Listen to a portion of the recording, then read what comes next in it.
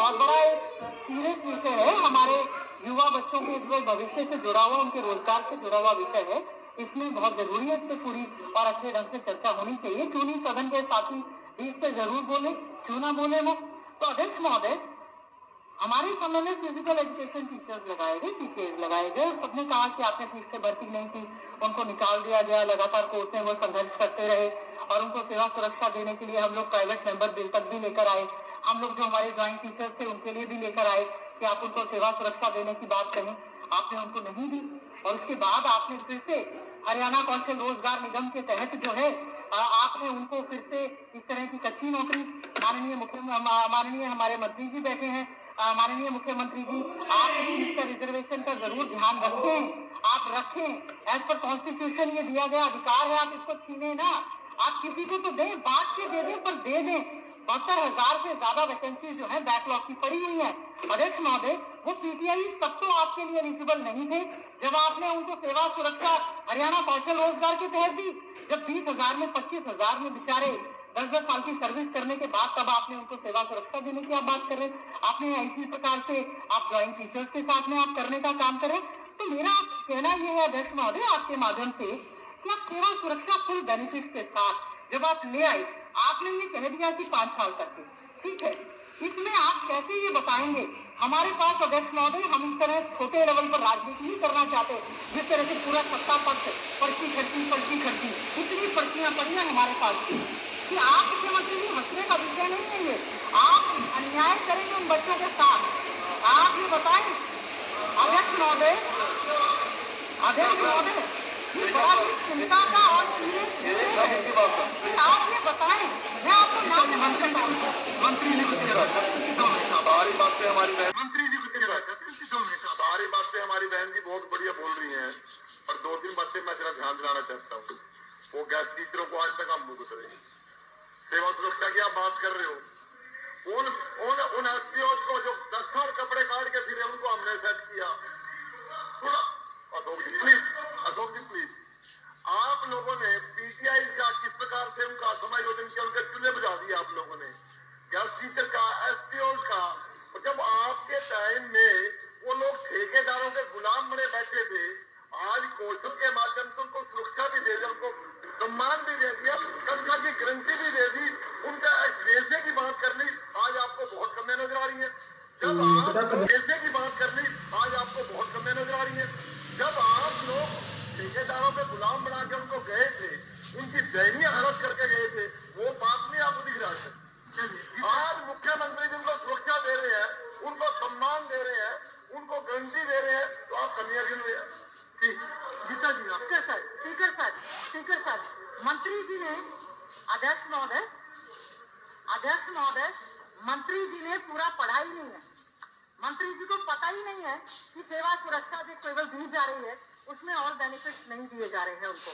और आप जो गेस्ट टीचर्स मान लीजिए हमने हमारे समय में लगाए, कमी थी, हमने लगा लिए, आप कह रहे हैं ना हम आज तक भुगत रहे हैं। आप थोड़ी मंत्री जी इधर देख लो, मंत्री जी और सोशल जस्टिस मंत्री जी नहीं वो सर, ऐसा है मेरा आपसे रिक्वेस्ट है, समय तय करके सर समय नहीं, आप इसमें बोलने के सर आपने हाउ यू देखिए मेरा एक कहना है, एक मिनट, मेरा देखिए आप बोलिए उसमें कोई दिक्कत नहीं है, और उदाहरण हम 5 भी दे सकते हैं, 50 भी दे सकते हैं, बस मेरा इतना ही कहना है, जितने से समझ आए उतना ही बोलना रेलेवेंट है। Speaker sir, is it a way to give a reply by a cabinet minister who is a part of the government?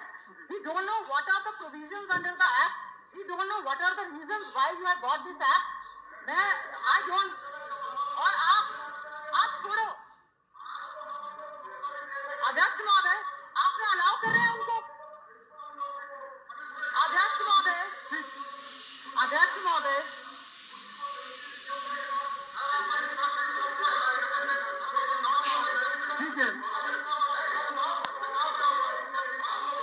ठीक है मंत्री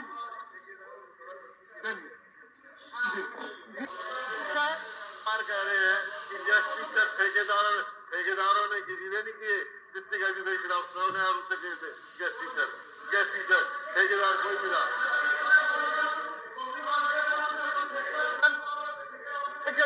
हमने तो उनकी जान छुड़ा दी बेचारों की। चलिए मंत्री जी, में नई तनख्वाह मिलती है उन लोगों को। मंत्री जी विषय को आगे बढ़ाएंगे, विषय को आगे बढ़ाएंगे।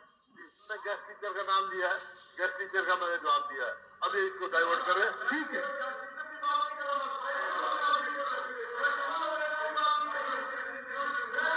अध्यक्ष महोदय, अध्यक्ष महोदय, अध्यक्ष महोदय, अध्यक्ष ठीक है मंत्री जी उनको पूरा करने दीजिए। सवाल है आपसे, इन्होंने गेस्ट टीचर कहा कि नहीं कहा कि ठेके पे लिए गए? बस मैं आप कह दो नहीं कहा तो मैं बैठ जाता हूँ। आप कहा तो इसको गवर्नमेंट ने गलत कहा कि ये बात का मुद्दा है। और हम तो मैंने जितना नहीं किया जब इन्होंने कहा गेस्ट टीचर ठेके पे लिए गए, उस बात में कहिए ये बताएं गेस्ट टीचर ठेके पे लिए गए ऐसे ही। अध्यक्ष महोदय फिर अब आप रिकॉर्ड निकलवाओ, की बात करो, आप रिकॉर्ड निकलवाओ, पैरामेडिकल स्टाफ की बात कर लीजिए। मैंने गेस्ट टीचर नहीं कहा, आप रिकॉर्ड निकलवा सकते हैं, आप रिकॉर्ड निकलवाओ सर। मैंने कहा दिया चेक हो जाएगा, मैं खड़ा हुआ, ठीक है हम चेक करा लेंगे, कोई नहीं हम चेक करा लेंगे, ठीक है मैं बोल रहा हूँ जब बीच में खड़े हो रहे हैं, ठीक है मंत्री जी। अध्यक्ष महोदय जब मैं खड़ा हूँ ये बीच में बोल रहे हैं। अध्यक्ष महोदय, अध्यक्ष ठीक है, महोदय फिर तो ठीक है, हमारा आपने बात बात कर जाते हैं। तो देखो जब मैं बोल रहा हूँ ठीक है, मैं बोल रहा हूँ ये बीच में खड़े होकर कह रहे हैं। आप अपनी बात रखिए। मैंने तो कहा, मैंने एक ही बात कही आपसे, आप रिकॉर्ड निकलवा लो। इन्होंने गेस्ट टीचर ठेके पे लिए गए कहा कि नहीं कहा? मैं इसी बात पे हूँ और तो मैं कहता ही पब्लिक ठीक है, आपको जिस पे आपत्ति है वो चेक करा लेंगे, अगर ऐसा हुआ तो उसको करा लेंगे। हो गया मंत्री जी प्लीज। ठीक है भाई डॉक्टर अरविंद शर्मा साहब जी। गेस्ट टीचरों की कांग्रेस के समय में इतनी खराब मिट्टी हुई थी, आप सबको याद होगा, सबको रोहतक के अंदर गोलियां चली थी रोहतक के अंदर गोलियां गेस्ट टीचरों के ऊपर। गेस्ट टीचरों की बात